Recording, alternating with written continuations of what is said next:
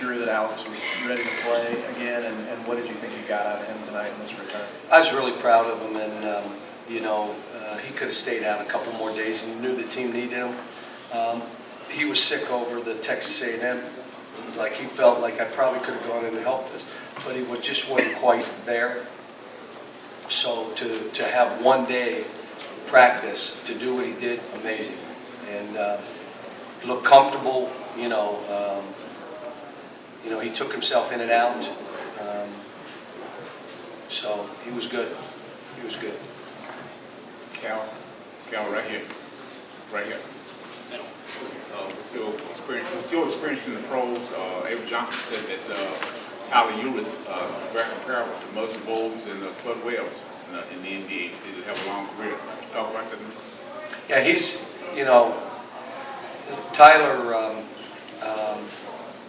he controls the game. We only had 4 turnovers today. I mean, you think about that. And we're playing fast, and we're being aggressive, and we're moving the ball. We have 4 turnovers. He, I think, again, he's a guy that his middle game, like, he can make that stuff. Probably got to be a little more consistent with the 3, which he will be. He's disruptive defensively. They're trying to post him with 7-footers, and he's hanging around, so it's not like they're going to do that. I think he's going to be a really good pro, and I think he'll have a long career. Cal, how different was your all's offense tonight without Willis, and was the lack of threes and attempts maybe? Well, we had to play different. We did, and if you watch, some of you guys are the basketball bennies in the room, saw that we did some stuff different. We put in some different things based on who we have now. And we're just going to try to zone in on that. I told Dom, he and Michael now you are the other 3-point shooter for us. You can't go in and pass up shots. And you don't have to make them all. You just can't miss them all.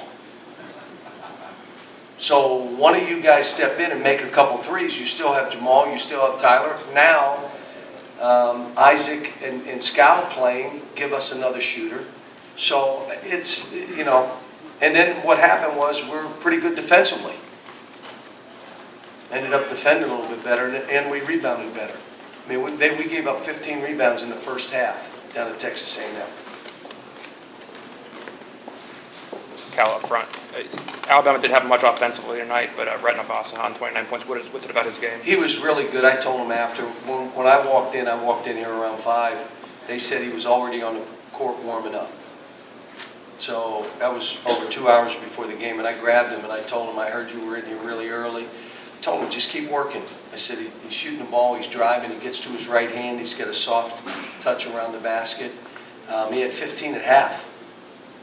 Ends up with 29 out of 53. And he did it not taking a whole lot of shots. It wasn't like he shot 25 balls. So he's a terrific player. He's one of the best players in our league, most improved. John, the decision to start Isaac, how much of that was performance related? How much let everybody know that nobody blames him for last week? It wasn't a second because no one did blame him. I think he knows that the team was really good about it, and the staff, we told him, hey, don't worry, you just go do your thing. But I knew he would get that kind of ovation because that's who our fans are.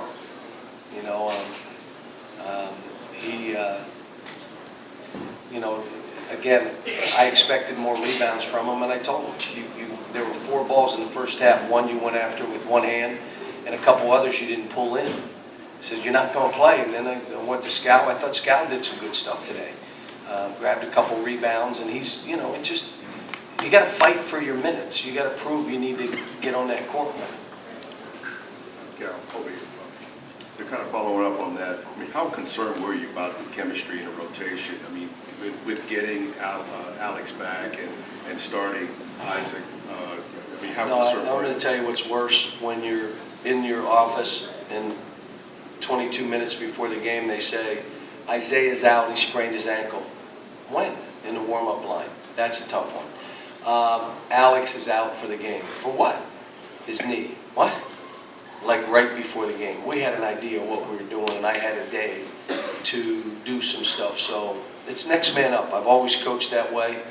And then the guy that's sitting out, you're playing real well, Don't sit out long.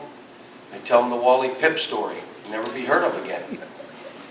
I mean, just how it is. Next man up. Let's go. Coach, I know every season's unique, especially with your teams, but is there one season that you would compare this one to in your coaching career as far as the injuries, the ups and downs? No, I just, we get really good guards. Like, we have really, really good guards. And if we can shore up that front line, I like what we have here. And as you know, my teams normally, as the year winds down, play their best basketball. This team got empowered early because of that South Carolina game, when I saw that they really don't need me as much as I think they need me. And they ran all the stuff that we work on, they did, without me telling them. And they also coached each other. And that's what I want. It's not just calling plays. It's that when a guy doesn't do his job, they should tell each other, not me. Then I don't have to do it. Now I'm just saying, okay, what do I have to do to, what adjustments are we making? I'm thinking basketball instead of effort and energy. I shouldn't have to coach that. And that's where we are with this team. Look, we shoot the ball well and do some stuff. We can create havoc for people. But the biggest thing is if you defend and rebound, you got a chance to win every game you play. If your guards are really good, you really have a chance to win any game you play. But we've proven that, we can also get beat. Cal, can you sense that Alex recognizes that clock is ticking, that his time is sort of winding down, and does that? I don't think that has does to that do drive with him it. a little bit? I don't think so. I just think he wanted to be on the court and he wanted to play. But I just want him to, both he and Marcus. Like Marcus had 12 rebounds, but there were two others, a grab and a stick back that he looked timid on. And then that last rebound where he could have grabbed it and dunked it. And I said, maybe I want more for you than you want for yourself. And if that's the case, just come and see me and say, Coach, you're trying to make me be too good. Just let me be who I am here. And if that's what you want from me, that's what I'll give you. And he's like, no. I said, why give up on, just be a beast. Do it. You can do it. And when he does it, we all sit there and say, if he's that guy, we're really good. It's hard to be that every night, but guys that want to be unique and be elite, that's what they do. They figure out how to get it done every night.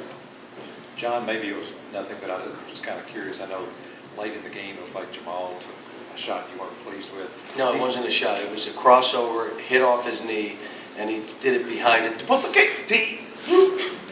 And he stole it and going the other way. Okay, but he was all the way down the end of the floor. It's only one time this game. Do you remember early in the year? Yeah. Now you look, and he did it one time, and that's why we were laughing after the game. I mean, how much better is he? Oh my gosh, he's not even the same player. His shot selection, he's not turning it over, he's defending better, he's getting by people, he's drawing fouls. He's that big guard that he can be. You put him in pick and rolls, we did that late, he got to the rim. He's a lead guard who scores it and is playing pretty well right now. What impressed me, though, is when he was at the other end of the court, you were yelling at him. He ran all the way down to where you were to get right there with you. I don't think he looked right away. He knew. He looked at me and said, that's me. But I couldn't help myself. He came all the way down there. Usually, earlier in the season, he just stayed as far away from he's doing good. He's doing good. These guys, again, the kid ends up with 23. I just haven't had guys. We've had more balance. But this team needs him to score baskets, and he doesn't. And that team was almost playing like a box and one. They just said, do not let him get the ball. Do not let him score. And he still got 23. Cal, there was a stretch of games where you guys were just blowing people out without Alex, and there started to be a little buzz. Is this team better without him? What's your reaction to that? It's not better to that question. When you got a player like Alex, when Alex is the best version of himself, he's as good as any guy his size in the country. But he's got to come every day and be that guy. Today, he played it without having played for 2-3 weeks. He was close to it for spurts. And now it's like, okay, it's time to finish. Cal, do you have an update on Derek? Like when you expect him to be back? I have no idea. I was going to when he was going to take another picture of his ankle so everybody could see. He was fine. Anything else? All right, thanks.